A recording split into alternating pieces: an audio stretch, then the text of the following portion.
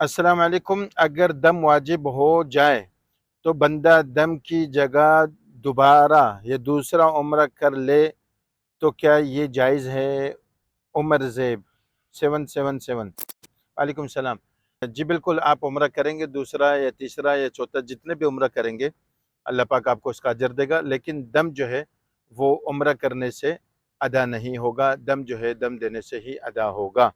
देखिए, किसी वाजिब के छोड़ने से दम वाजिब आता है, ठीक है ना? उम्रे में किसी वाजिबात में से कोई वाजिब अगर इंसान ने छोड़ा तो उस पे दम आता है।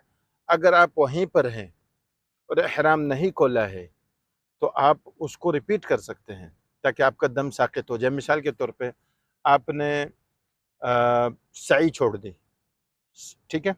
आपने तवाफ़ किया, 2 रकात पढ़ लिए, सई के लिए गए, भूल गए, ठीक है? सई के या तो आपने 2-3 चक्कर लगा लिए और आप निकल गए, आपने समझा कि आपने मुकम्मल कर लिया। अब बाहर जब आप गए तो आपको याद आया 4 चक्कर बाकी हैं, तो आप फ़ौरन से वापस आए, आपने दोबारा उम्रा की, आपने दोबारा सई की, 4 चक्कर मुकम्मल कर लिए, तो आपसे दम साक़ित हो गया, ठीक है? आपके पास वक़्त होता है, अगर आप मक्के में हैं, मस्जिद हराम में हैं, आपसे कोई काम या कोई वाजिबात उम्रे के कोई वाजिबात कोई अफ़आल छूट गए, आप उसको दोबारा रिपीट कर सकते हैं, दम साक़ित होगा।